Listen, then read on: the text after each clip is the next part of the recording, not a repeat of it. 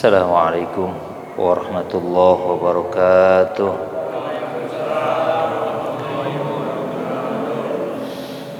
Hadratin Nabil Mustafa Rasulillah wal Habibil Muqtaba Muhammadin sallallahu alaihi wasallam wa ala alihi wa azwajihi wa dzurriyyatihi wa ahli baitihi al-kiram.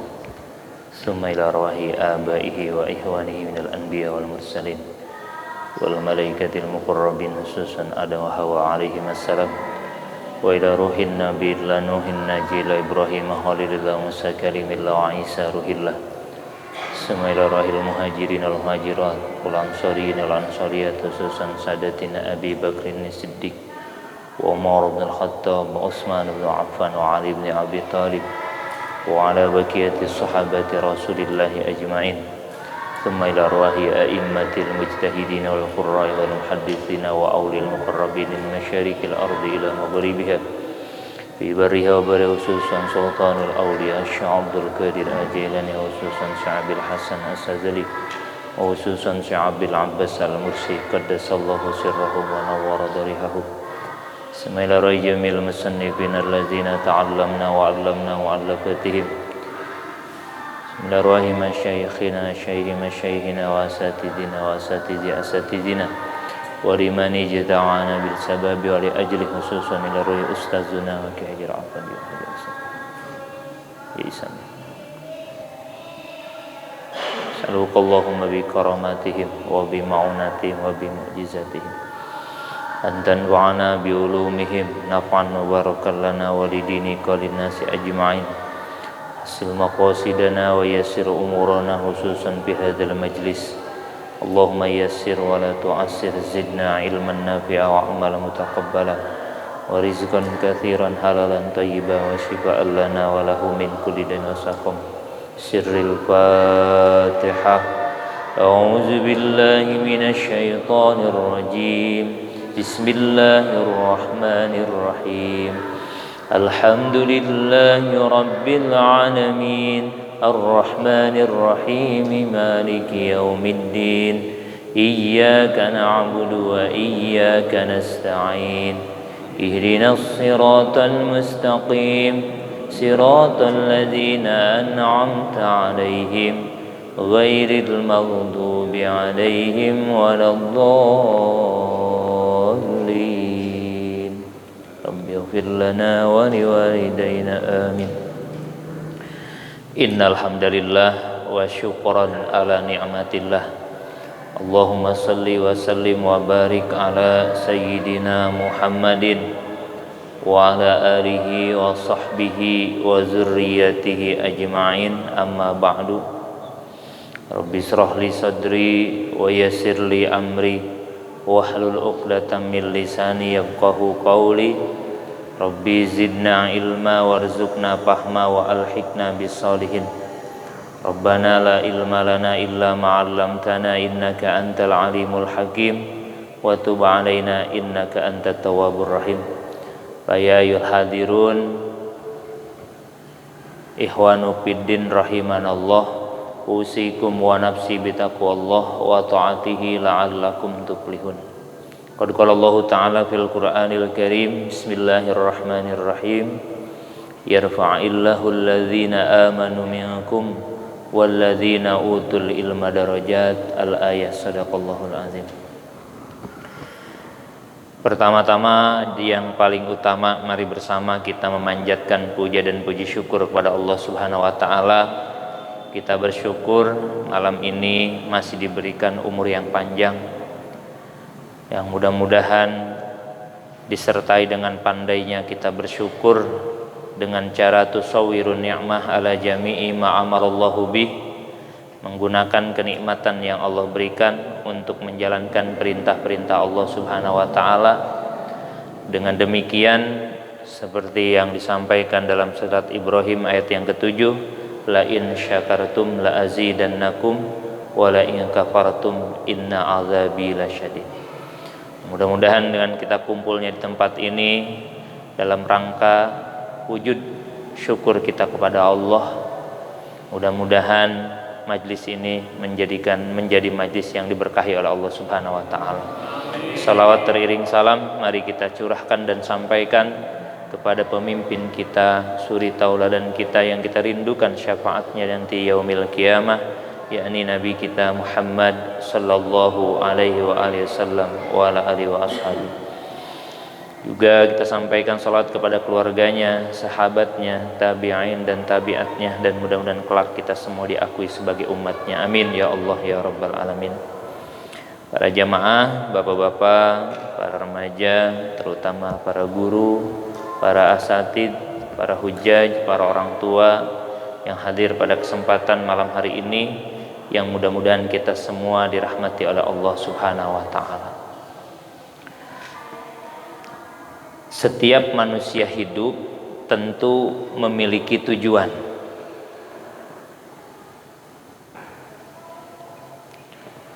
Nah, untuk mendapatkan atau mencapai tujuan itu dan agar kita sampai ke tempat tujuan masing-masing, tentu kita harus berada di jalan yang benar, di jalan yang dapat menghantarkan kita ke tempat tujuan kita masing-masing. Lah, kalau kita menuju satu tempat, lalu jalan yang kita lalui jalannya nggak menuju tempat tersebut, kira-kira sampai nggak Pak? Kagak ya, kagak nyampe. Berarti ketika kita mencari tujuan kita masing-masing, maka harus mengikuti jalan.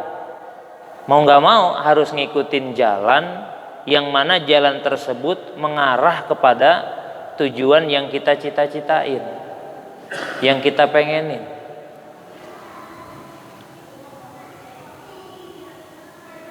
Insya Allah kalau kita menuju ke satu tempat, lalu jalan yang kita tempuh adalah jalan yang menuju ke tempat tersebut, insya Allah nyampe. Tapi kalau kita menuju satu tempat, namun jalan yang kita lalui tidak mengarah ke tempat tersebut, dipastikan gak bakal nyampe.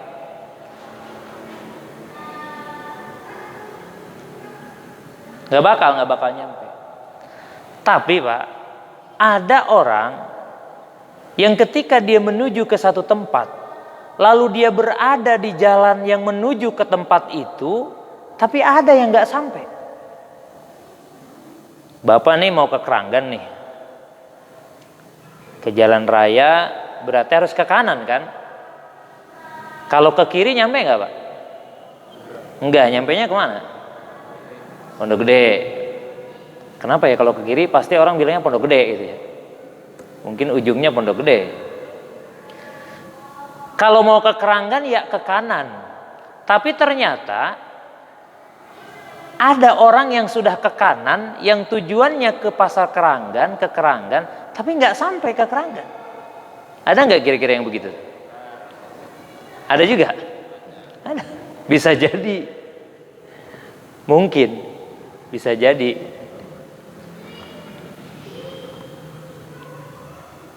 Nah, di sini saya ingin menyampaikan satu ayat. Ternyata setiap jalan yang kita tempuh itu, jangankan yang salah, yang benar aja belum tentu nyampe. Itu. Yang ngaji aja nih belum tentu ke surga ini. Gitu ya. Yang sholat aja belum tentu ke surga, apalagi Kan takutnya sekarang masyarakat ada yang beranggapan sholat mulu kayak mau masuk surga aja gitu ya. Ngaji mulu kayak jadi orang bener aja, kadang-kadang begitu.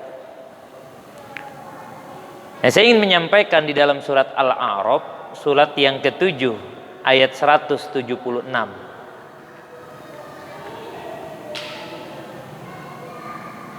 Kata Allah di dalam Al-Quran, Bismillahirrahmanirrahim, walau syi'na la rafa'nahu biha walakinnahu akhlada ilal ardi wattaba'a hawah famathaluhu kamathalil qalbi in tahmil alaihi yalhath aw tatruku yalhath dzalika mathalul qaumil ladzina kadzdzabu biayatina faqsusil qasasa la'allahum yatafakkarun.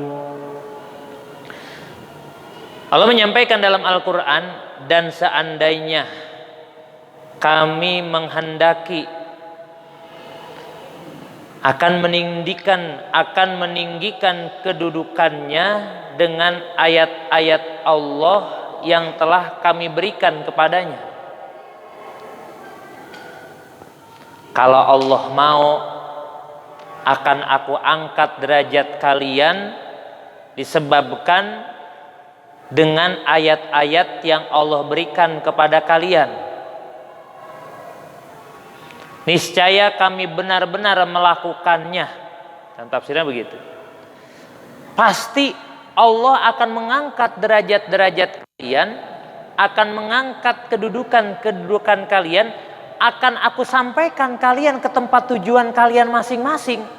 Pengen apa tujuan kalian? Pengen kemana? Nah, konsepnya adalah ikuti ayat-ayat Allah. Apa yang Allah sampaikan, apa konsep yang Allah buat dalam Al-Quran, ikuti, laksanakan. Sami'na wa ata'na, dengarkan, laksanakan. Maka akan aku angkat derajat kalian. Artinya ini kita punya tujuan, Allah udah ngasih jalan nih. Jalannya udah ada nih. Tujuan kita misalkan pengen kemana Pak? Tujuan kita nih. Ending daripada tujuan kita pengen apa sih Pak? Pak, pengen apa sih? Pengen kebahagiaan kan gitu ya.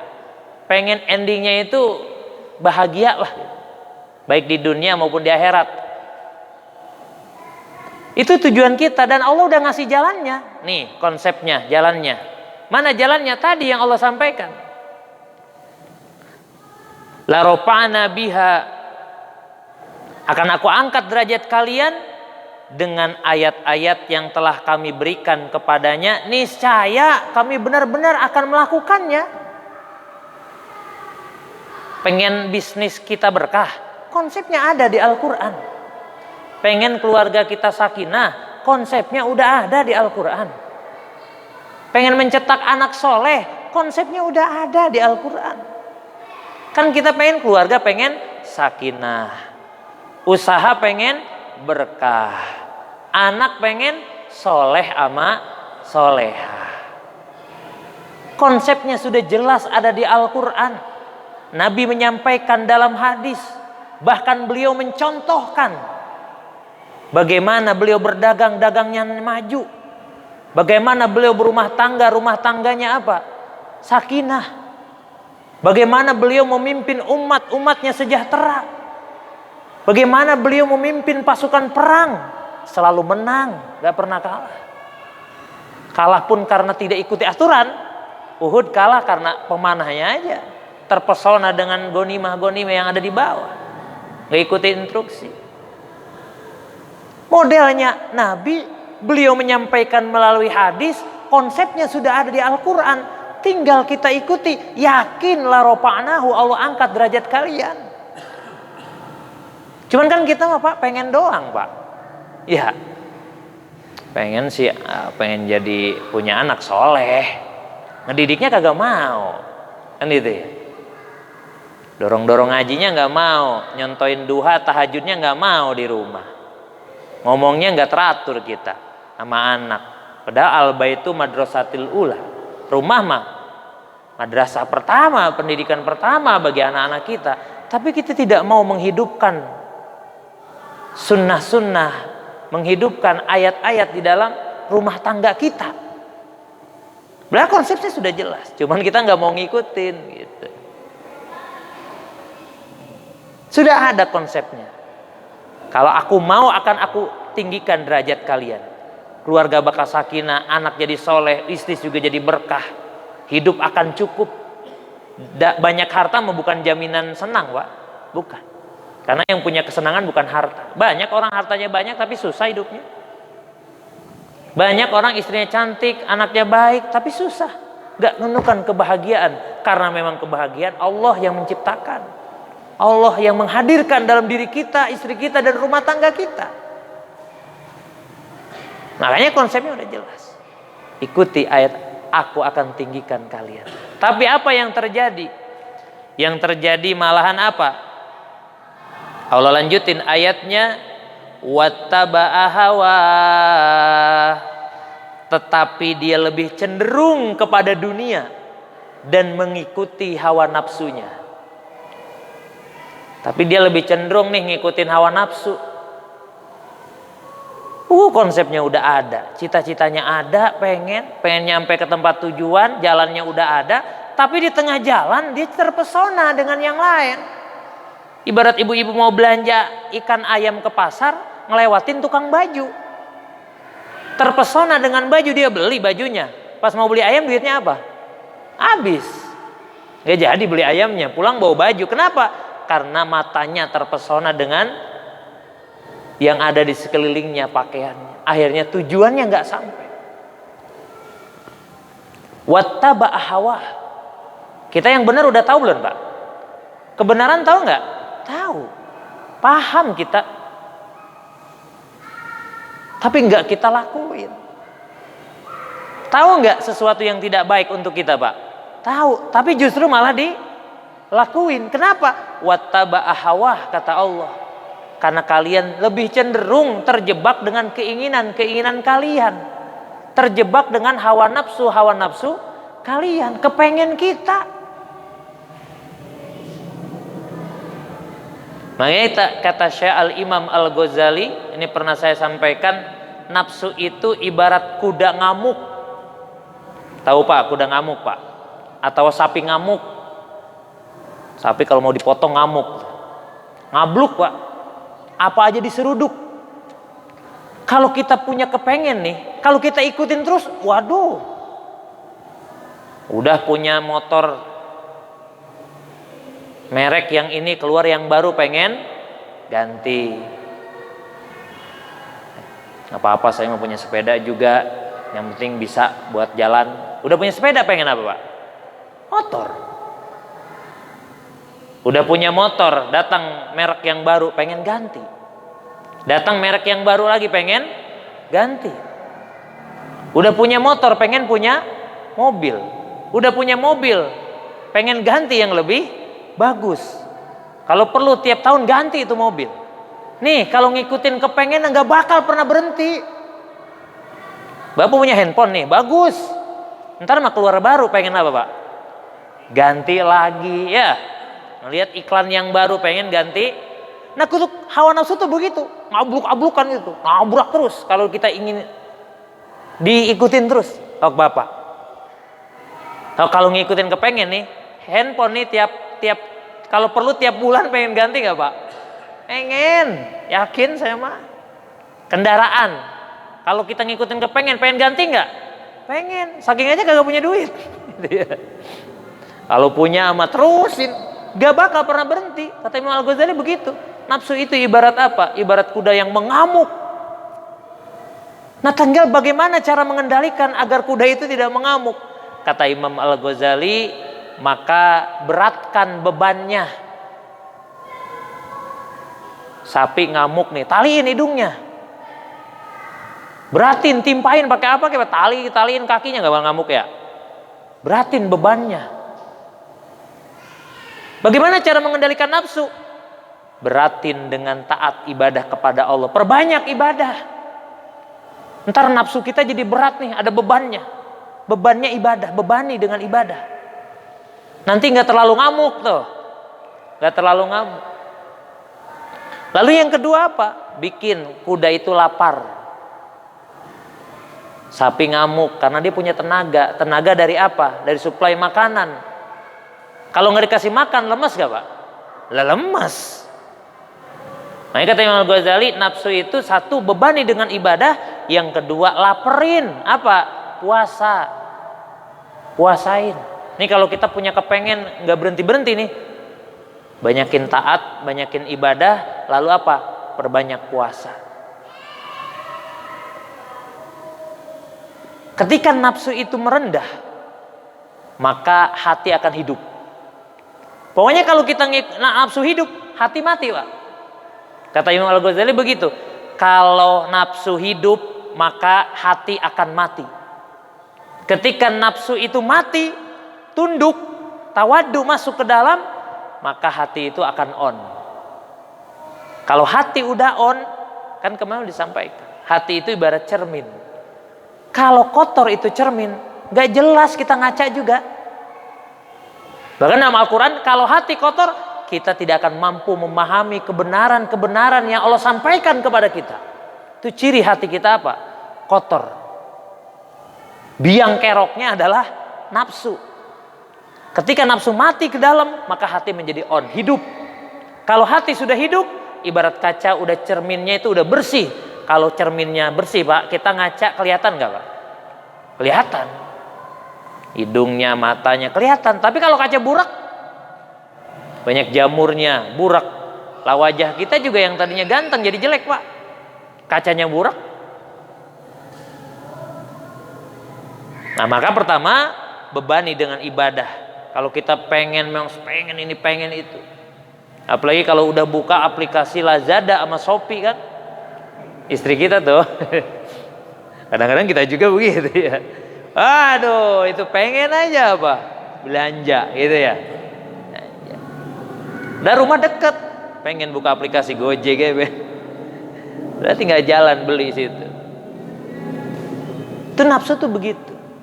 Yang kedua, banyakin puasa, minimal Senin Kemis lah.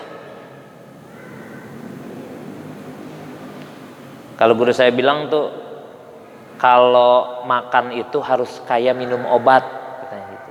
Supaya nanti enggak minum obat kayak makan. Kalau makan kudu kayak minum obat. Coba Pak, kalau minum obat itu apa Pak? Satu, dia teratur. Benar nggak Pak? Kata dokter kan, sehari 3 kali. Teratur kita. Yang kedua, makan obat itu ada dosisnya. Nah kata guru saya itu, makan itu harus seperti minum obat. Satu, teratur. Yang kedua, dosisnya. Jangan udah kenyang masih aja makan gitu. Kan konsep Nabi kalau makan apa? Makanlah setelah kamu lapar, berhentilah setelah kamu kenyang. Dalam Akhlaqul Ibanin dikatakan ukuran lapar itu apa? Kalau ngelihat makanan apa aja pengen. Nah itu ukuran lapar tuh. Jadi Bapak ngelihat roti sama singkong sama aja gitu. Singkong pengen roti pengen apa aja pengen. Itu berarti lapar kita udah tuh. Tapi kalau udah misalkan ngelihat roti mah pengen, ngelihat singkong mah kagak mau. Atau kebalikan. Oh berarti belum lapar itu. Definisi Nabi itu, definisinya belum lapar itu. Ukuran lapar mah ngelihat apa aja pengen. Enak gitu, ngelihat apa aja enak pengen gitu. Nah, maka setelah kamu merasakan itu, itulah kamu lapar, maka makan. Lalu berhentilah sebelum apa? Kenyang. Sebelum kenyang nih berhenti. Ini bukan kita mah terbalik. Udah kenyang masih makan. Ya kan ya? Belum lapar udah makan tuh. Udah kenyang masih aja terus. Tanggung nih masih ada lauknya. Lauknya habis, wah masih ada nasinya ini. Nasinya habis, lauknya masih nyisa, makan lagi, nggak kelar-kelar. Kalau di tempat hajatan semua tuh saung-saung kecil dipapai gitu ya, atu-atu. Wah itu ya, nasi kelar, bakso belum. Bakso kelar, ada somai. Somai kelar, ada batagor nih. Sayang ini kondangan. Itu kondangan. Sayang ini kalau di mubazir, innal mubazirin kan ibadah syaitan. Dalilnya bisa banget ya. Nah itu. Jadi makan itu harus seperti minum obat, teratur dan tahan dosis. Kalau enggak, nanti kamu minum obat seperti makan. Apa? Makan itu kan nggak pernah berhenti, Pak. Nanti tua kita akan nggak pernah berhenti kita minum obat kalau makan kita nggak teratur. Maka dalam seminggu ada puasa Senin Kemis buat membersihkan dan menguras apa? Lambung kita, ya, perut kita dikuras seminggu 2 kali, Senin dan Kemis secara medis kesehatan begitu. Ya secara agama untuk menundukkan nafsu kita. Nanti yang punya kepengen ini itu berkurang, Pak, dengan cara berpuasa. Itu yang Imam Al-Ghazali katakan. Karena kalau tidak, kita akan terus cenderung dengan hawa nafsu kita masing-masing. Ikutin dah, Pak. Nggak bakal kelar, Pak, nafsu mah. So kepengen mah nggak bakal kelar sampai kapanpun. Bahkan Nabi bilang, kalau manusia menemukan satu gunung emas, dia akan mencari gunung emas yang kedua. Dan dia akan mencari gunung emas yang ketiga. Sampai kapan? Sampai mulutnya disumpel pakai tanah alias sampai dia mati. Nggak bakal. Kan Bapak rasain sendiri dan kita rasain sendiri nih. Kalau kita punya kepengen ya Pak, kalau diikutin terus gak? Lah terus, gak kelar-kelar. Dan beliau pun menyampaikan nafsu itu ibarat anak kecil. Anak kecil yang masih nyusu. Kalau anak kecil nyusu, kalau nggak disapih berhenti nggak Pak? Nggak bakal. Bocah, jangan disapih dah. Sampai SMP juga masih nyusu Pak. Kita aja yang udah diberhentiin. Gitu ya. Masih aja gitu kan. Nah, nafsu itu ibarat anak kecil, sapi potong, ketika punya keinginan potong, jangan diikutin terus. Berhentiin supaya nafsu itu gak nyambung terus. Kalau nggak disapi, dia akan terus ngikutin. Maka cut, berhentikan, tahan keinginan tuh. Makanya saya punya guru berpesan, bahasa Sundanya begini, ulah lempang dina hayang, ulah cicing dina embung, tapi kudu lempang dina kudu. Ulah lempang dina hayang, kalau kita lagi pengen pergi nih, berhenti, diem. Kalau lagi pengen jalan, berhenti. Ulah cicing dina embung, kalau kita lagi pengen diem, jalan. Terus kudunya gimana? Kudu lempang dina kudu. Terus kita kapan jalannya? Ketika perjalanan kita itu diridhoi oleh Allah. Kalau emang itu boleh kata Allah, baru jalan. Kalau benar kata Allah, baru jalan. Saking kita harus selalu Bapak bertolak belakang dengan nafsu kita. Karena inna nafsala ammaratun bisu kata Allah. Sesungguhnya nafsu itu selalu mendorong kepada kejelekan. Semua nafsu mah endingnya jelek Pak. Walaupun awalnya baik, kesononya jelek. Itu udah dinas oleh Al-Quran begitu. Inna nafsala ammaratun bisu. Nafsu ammarah itu selalu mendorong kepada kejelekan. Gak ada baiknya nafsu mah. Makanya bebani dengan rasa lapar, bebani dengan ibadah, cut, berhentikan, disapih. Sampai ulama mengatakan seperti itu. Wattaba' hawa, karena kalian lebih cenderung kepada apa? Kepada hawa nafsu kalian. Kalian lebih mengutamakan dan memenuhi kesenangan dan syahwat pribadi kalian daripada kenikmatan akhirat. Dan menolak untuk taat kepada Allah dan melanggar perintahnya. Dalam tafsirnya penjelasannya begitu. Kan asbabun nuzul turunnya ayat ini, dulu Nabi Musa punya kaum yang bernama Bal'am bin Ba'urah. Pernah dengar gak Pak? Bal'am bin Ba'urah. Beliau itu seorang ulama yang menguasai Asmaul A'zam. Asma Allah. Kan di dalam Al-Quran dikatakan walillahil asmaul husna. Demi nama Allah yang baik, berdoalah kalian biha dengan asmaul husna. Maka Allah akan mengijabah doa-doa kalian. Kalau sekedar hafal, anak-anak juga hafal. Tapi bagi mereka yang diberikan hikmah oleh Allah, akan terbuka Asmaul Husna itu. Sehingga ketika orang menguasai asma-asma Allah itu, disebutlah orang yang menguasai Asmaul A'zam. Apa? Kalau orang udah menguasai Asmaul A'zam, apa yang dia minta dikesin sama Allah. Kalau kata orang Sunda, saciduh metu saucap nyata. Apa yang dia ngomong, ya Allah minta anu, brek langsung dikasih sama Allah. Itu orang-orang yang dapat menguasai Asmaul A'zam. Nah, Bal'am bin Ba'urah adalah seseorang yang telah menguasai Asmaul A'zam. Apa yang Bal'am pinta langsung dikesin sama Allah. Ada orang sakit, kata Bal'am pengen sembuh, ya Allah sembuhkan, sembuh. Ada orang buta, ya Allah sembuhkan, melihat lagi. Orang lumpuh diusap sama Bal'am, ya Allah sembuhkan, langsung sembuh. Bahkan tanpa harus kontak fisik dengan orang yang sakit, Bal'am tinggal minta, ya Allah sembuhkan si fulan, langsung sembuh. Ya Allah berikan kekayaan si fulan, langsung sembuh, langsung kaya. Itu demikian. Tapi apa yang terjadi ketika Nabi Musa dan kaumnya terbebas dari kepungan Fir'aun, lalu datang kemana? Ke kampung halamannya Bal'am bin Ba'urah. Di situ rajanya minta, hei Bal'am, tolong doakan. Karena mereka mengira bahwa Nabi Musa dengan kaum-kaumnya akan datang ingin menyerbu kampungnya Bal'am bin Ba'urah. Lalu kata rajanya, Bal'am, tolong doakan agar kita diberikan kemenangan sementara Musa dan kaum-kaumnya hancur. Tapi apa kata Bal'am? Mohon maaf raja, kalau saya mendoakan seperti itu, maka kita yang akan hancur. Beberapa hari kemudian balik lagi, ditawarkan lagi ke Bal'am, tolonglah Bal'am, nanti kamu kalau bakal anu gitu ya. Ditawarin tuh harta, tahta, wanita, akan aku berikan semuanya kata raja. Tapi Bal'am tetap menolak. Tapi karena dorongan-dorongan dari raja dan dorongan-dorongan dari orang-orang yang ada di situ, akhirnya Bal'am pun bersedia. Apa doanya, Pak? Doa Bal'am itu oleh orang-orang dan raja di situ apa? Doanya itu, pinta ke Tuhanmu menangkan kami dan hancurkan kaum Musa dan kaumnya, gitu doanya. Ya Allah, hancurkan kaum Musa dan kaumnya, menangkan kami. Tapi apa yang terjadi? Ketika Bal'am dari mulutnya bilang hancurkan Musa dan kaumnya, menangkan kami, tapi hatinya bilang seperti itu, mulutnya bilang seperti itu, tapi yang didengar oleh kaum-kaumnya terbalik. Ya Allah, menangkan Musa dan kaumnya, hancurkan kami.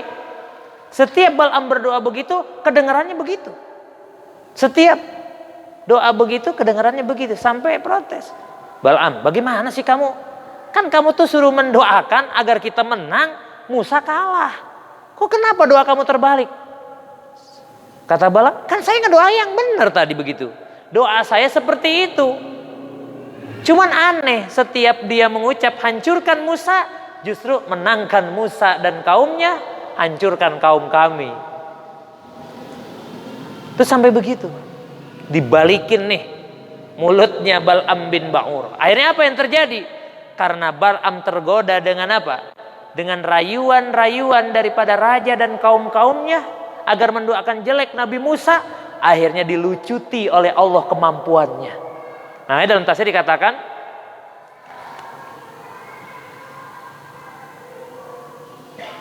dilucuti, kemampuan Bal'am dilucuti karena dia lebih memilih apa? Mengikuti hawa nafsunya. Dia lebih memilih berdosa kepada Allah. Dia lebih memilih mendoakan jelek kepada apa? Seorang nabi dan rasul seperti Nabi Musa alaihissalam. Akhirnya kemampuan Bal'am semuanya dilucuti. Tadinya doanya saciduh matu seucap nyata, selesai, nggak ada. Bahkan ketika beliau naik seekor keledai untuk merasuk ke depan, nggak bisa tuh keledai. Kenapa? Setelah dipecutin nggak bisa. Ketika Bal'am bertanya kepada keledai itu, kan orang soleh bisa ngomong dengan apa juga, dengan binatang. Kayak Nabi Sulaiman diizinkan oleh Allah. Bagaimana aku maju Bal'am, di depan aku para malaikat tengah menjagaku. Aku nggak diizinkan datang. Aku nggak bisa datang ke tempat yang kamu inginkan karena di depanku malaikat melarang aku. Terus sampai begitu. Yang tadinya Bal'am dikawal oleh malaikat, justru sekarang dihinakan oleh malaikat.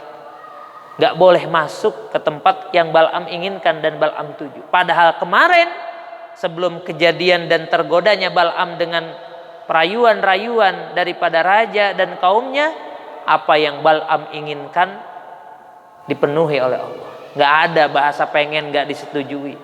Kalau Bal'am minta pasti dikabulkan, Bal'am minta pasti dikabulkan. Apa sebabnya? Wattaba'a hawah, dia mengikuti hawa nafsunya, dia mengikuti keinginannya, dia mengikuti kepengennya, ngikutin nafsu. Akhirnya apa? Hatinya menjadi kotor. Dan ketika kotor, pantulan cermin itu sudah tidak apa? Mantul dengan baik lagi. Kayak kamera kalau kamera bagus, cekrek, bagus hasilnya. Tapi ketika kameranya buruk, cetrek, gak bisa. Gambarnya udah gak bagus lagi. Ada ulama yang umpamakan begitu. Ibarat kamera. Ketika kamera itu jelek, maka pantulannya udah gak bagus lagi. Hatinya jadi mati. Makanya kalau hati hidup, kemarin saya ngaji dalam hikam itu, karya Syekh Ibnu Athaillah Al-Askandari, kalau pengen apa? Kalau pengen hati hidup, maka harus masuk ke dalam bumi. Ibarat apa? Kalau pohon ingin bagus, maka tanam biar dalam. Nanti ketika dia jadi, maka akan kuat tanaman itu. Semakin kita masukin ke dalam, maka semakin kuat. Ketika angin datang kuat. Makanya kalau pengen kuat, ngerangsek ke dalam bumi, tawadhu, rendahkan dirimu serendah-rendahnya. Nanti cahaya hati akan keluar. Tapi ketika apa? Kamu naik ke permukaan mencari popularitas, nama kita supaya bagus, agar dipandang oleh orang, maka ibarat kata Syekh Ibnu Athaillah, ibarat nanam sesuatu itu di atas. Jadi bijinya ditaruh di atas, Pak. Kayak toge itu kan. Dia kan di atas tuh, keluar. Toge kalau kena angin langsung kepegang jatuh, kena angin langsung jatuh. Kenapa? Karena semakin ke atas maka nggak bakal kuat pohon ini. Kena angin langsung gubrak. Makanya orang-orang sombong, orang-orang yang mencari akan mudah dipatahkan. Tidak memiliki cahaya kekuatan hati. Makanya hilangkan kesombongan. Bahkan sombong ini kan akar daripada kejahatan. Setan diusir dari surga gara-gara satu, sombong. Diusir dari surga. Tadinya dia lebih mulia dari malaikat, tapi ketika sombong dia lebih hina daripada orang-orang yang ada di dunia. Itu demikian. Karena mengikuti hawa nafsu, akhirnya apa? Akhirnya Bal'am bin Ba'urah dilucuti kemuliaannya, dilucuti kekaromahannya, dilucuti kemampuan-kemampuannya yang tadinya di atas tiba-tiba terjun bebas di mana? Di bawah. Kenapa? Karena ngikutin kepengen dan hawa nafsunya. Padahal jalannya udah jelas, ayat-ayat Allah udah jelas, konsepnya udah jelas. Dia justru malah terlena dengan apa? Dengan hawa nafsunya, ngikutin nafsunya. Datang perintah Allah, kita sedang aktivitas, berhenti dulu. Kan udah saya sampaikan, walaupun kita buka warung 24 jam, kalau emang rezeki kita segitu hari itu ya segitu, nggak bakal kurang, nggak bakal lebih. Kenapa kita harus mengorbankan diri kita untuk tidak ibadah kepada Allah? Kita juga kalau dipanggil, kalau kita manggil orang, manggil istri, manggil anak, gak nyengok, Pak, tersinggung gak, Pak? Allah manggil kok, hayya 'alas shalah, masih dagang aja. Mohon maaf, masih ngojek aja, masih kerja aja. Kita aja manggil, kalau kita manggil nggak dicuekin, kita nggak enak hati. Ini Allah manggil nggak datang. Padahal yang ngasih umur Allah, yang ngasih kehidupan Allah, kita bergerak aja Allah yang ngegerakin. Yang ngasih waktu kita 24 jam itu Allah. Masa Allah minta 10 menit, 15 menit untuk ibadah, makanya kagak mau.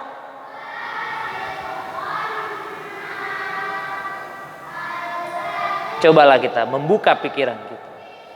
Betapa zolimnya kita. Makanya doa Nabi Adam itu apa? Setelah dipisahkan, diusir dari surga, dipisahkan dengan Siti Hawa, doanya apa? Rabbana zalamna anfusana. Allah sekali-kali tidak menzolimi kamu. Kamulah dan kita yang menzolimi kita. Kenapa usaha kita jadi bangkrut? Lihat. Coba introspeksi. Kenapa keluarga kita nggak bahagia-bahagia? Introspeksi. Konsep yang Allah buat dalam Al-Quran udah ada nggak di rumah tangga kita? Udah ada nggak di tempat usaha kita? Udah ada belum? Kalau ada pasti diberikan kebaikan. Allah itu innallaha la yuhibbul mi'ad. Makanya doa setelah azan itu kan terakhir apa? Innallaha la tuhliful mi'ad. Allah itu nggak pernah ingkar janji. Yang suka ingkar janji mah kita. Allah mah kagak. Allah mah semakin dipinta semakin resep Allah mah.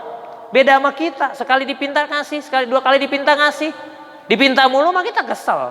Minta mulu. Kalau Allah mah terbalik. Semakin dipinta semakin cinta. Makanya kalau kita minta kagak dikasih-kasih Pak, bukannya nggak dikasih, bukan. Allah senang ngelihat orang minta mulu, biar minta terus. Bahkan dalam hikam itu dikatakan, semakin kita udah mulai kesel nih, sebenarnya ijabah doa itu udah mulai deket tuh. Ijabah doa udah mulai deket. Keburu kesel. Kan kita begitu Pak. Jadi Allah pengen kita itu berdoa bukan karena anu bukan. Pengen doa teh karena memang pengen doa aja mau. Makanya Sayyidina Umar andai kata doa nggak diperintah, aku berhenti berdoa. Kenapa? Malu sama Allah. Udah dikasih umur, dikasih sehat segala macam, masih minta aja sama Allah. Karena diperintah, akhirnya Umar berdoa. Dan Umar nggak pernah ngedoa minta apa? Minta dunia. Yang beliau pinta iman Islam. Yang beliau pinta soleh dan soleha, keluarga sakinah dan seterusnya. Nah itu. Jadi orang yang ngikutin hawa nafsu yang tadinya mau diangkat sama Allah karena mereka lebih cenderung kepada hawa nafsunya, akhirnya dijatuhkan oleh Allah Subhanahu wa taala. Lalu yang paling parah Pak, kata Allah apa di sini? Allah katakan, "Pamasaluhu kamasalil kalbi." Orang yang kayak begitu tuh, orang yang selalu ngikutin hawa nafsunya, kamasalil kalbi, dia itu seperti anjing. Mohon maaf, dia itu seperti anjing kata Allah. Apa maksudnya? Intahmil alaihi yalhas au tatruku yalhas. Kalau bahasa terjemahnya di sini, mereka itu seperti apa? Seperti anjing jika kamu menghalaunya, dijulurkan lidahnya. Dan jika kamu membiarkannya, ia menjulurkan lidahnya juga. Di dalam Zubatut Tafsir Zubat mengatakan, maksudnya adalah, kalaupun orang itu didakwah itu, kalau orang sudah selalu hidupnya ngikutin hawa nafsu, dia mau diingetin, mau didakwahin, kagak bakal nurut orang begitu mah. Kayak orang berantem dipisahin Pak. Itu sampai capek yang misahin. Udah pak. Oh ayo aja gitu ya. Tuh, orang yang sedang dikuasai hawa nafsu mah kagak bisa disapi, kagak bisa dipisahin. Kalau mereka udah sudah terkumpul,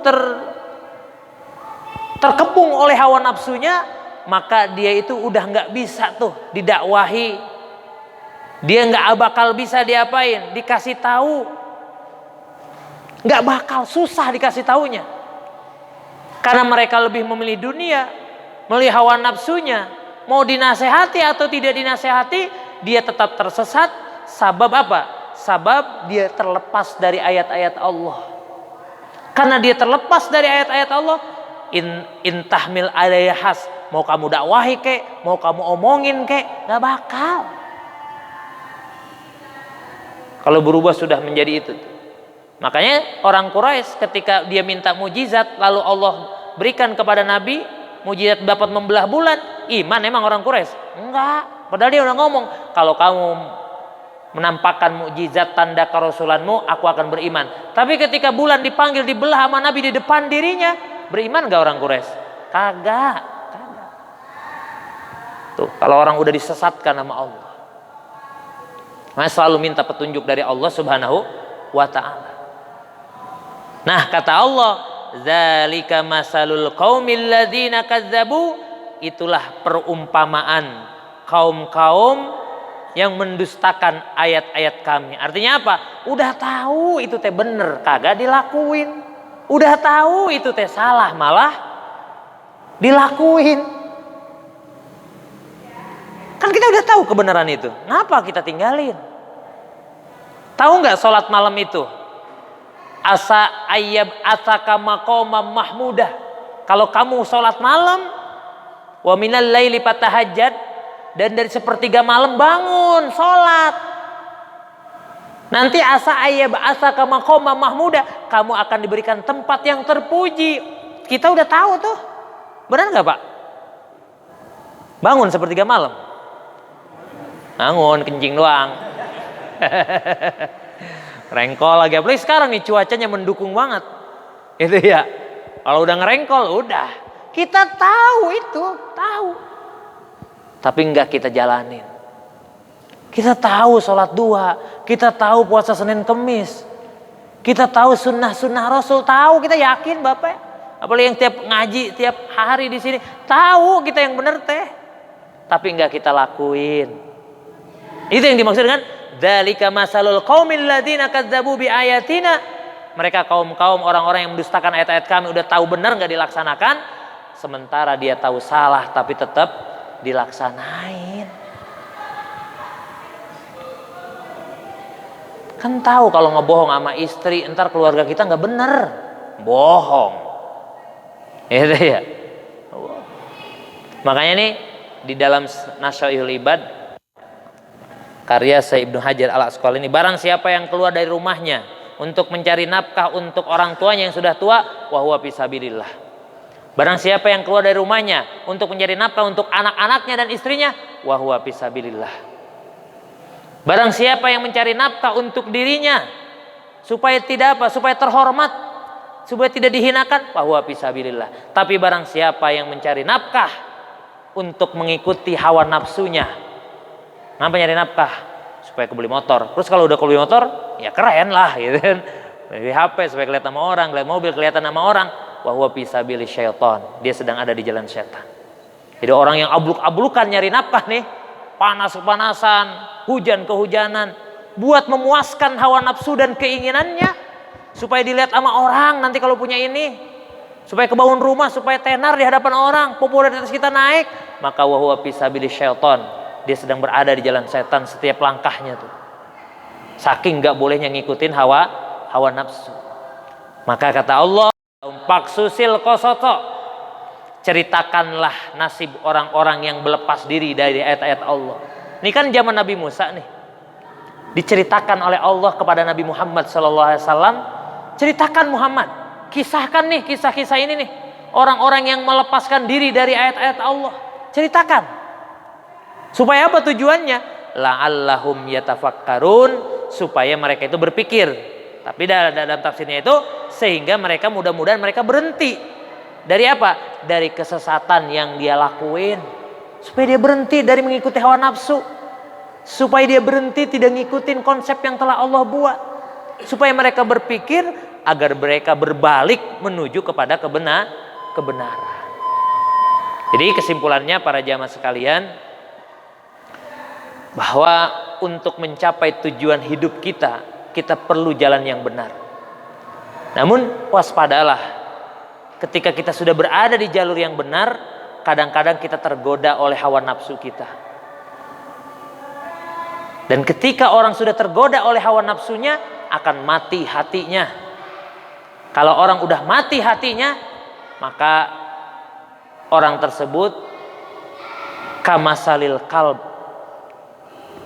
Dia itu perumpamaannya seperti, mohon maaf, anjing, intahmil alayyal has au tatruku yalhas, dzalika masalul qaumil ladzina kadzdzabu bi ayatina. Dan orang-orang yang mengikuti hawa nafsu adalah orang-orang yang mendustakan ayat-ayat kami. Maka paksusil qasas la'allahum yatafakkarun, ini disampaikan oleh Allah agar jadi pelajaran bagi kita semua, agar kita sudah tahu nih ini yang jelek, akibat dari mengikuti hawa nafsu seperti ini, agar kita kembali kepada Allah Subhanahu wa ta'ala. Mudah-mudahan Allah Subhanahu wa ta'ala melindungi diri kita, batin kita, zahir kita dari kepungan hawa nafsu. Kita berusaha sedikit demi sedikit untuk keluar dari hawa nafsu kita masing-masing. Kita lawan hawa nafsu kita masing-masing, sehingga Nabi menyatakan ketika perang Badar pulang, bahwa kita kembali dari perang apa? Jihadul Asghar, akan menuju ke jihadul akbar, yaitu melawan hawa nafsu kita masing-masing. Sekali lagi, mudah-mudahan Allah berikan kita kekuatan zahir dan batin, sehingga kita lebih bisa menata diri kita, kehidupan kita, dengan cara menekan hawa nafsu kita pribadi masing-masing agar kehidupan kita semakin baik, kehidupan kita diridhoi oleh Allah Subhanahu wa taala. Kita baca Fatihah dari pertemuan kita. Mudah-mudahan Allah panjangkan umur kita dalam taat, Allah murahkan rezeki kita untuk bekal ibadah, jadikan kita insan-insan yang soleh dan solehah, diselamatkan kita baik di dunia maupun di akhirat. Aktivitas, rutinitas, pekerjaan yang kita jalankan Allah tolong sehingga mudah menjadi sarana untuk mendekatkan diri kepada Allah Subhanahu wa taala. Yang belum punya pekerjaan yang baik, mudah-mudahan Allah berikan pekerjaan yang baik. Allah jadikan rumah tangga kita sakinah mawaddah warahmah. Allah titipkan anak dan keturunan kita yang soleh dan solehah. Anak-anak kita yang sedang belajar, baik yang di rumah maupun yang di luar maupun yang di pondok-pondok pesantren, mudah-mudahan dimudahkan dalam proses belajarnya, diberikan ilmu yang banyak dan manfaat, cita-cita yang diinginkannya mudah-mudahan dikabulkan oleh Allah Subhanahu wa taala. Yang kurang sehat mudah-mudahan diberikan kesembuhan, yang sudah meninggal diampuni dosa-dosanya, dan kita yang masih diberikan titipan umur oleh Allah Subhanahu wa taala, mudah-mudahan umur yang masih ada ini mampu kita isi dengan melakukan hal-hal yang bernilai di hadapan Allah Subhanahu wa taala. Ala hadhihi niyyah wa ala kulli niyatin shalihah wa ila hadratin nabi Muhammadin sallallahu alaihi wasallam nas'aluka Allahumma bi mu'jizatihim yassir umurana khususan umura fi hadzal majlis bi sirril Fatihah. A'udzu billahi minasyaitonir rajim. Bismillahirrahmanirrahim. Alhamdulillahi rabbil alamin. Arrahmanir rahim. Maliki yaumiddin. Iyyaka na'budu wa iyyaka nasta'in. Ihdinas siratal mustaqim. Siratal ladzina an'amta 'alaihim ghairil maghdubi 'alaihim waladdallin. Rabbi ighfir lana wa liwalidayna amin.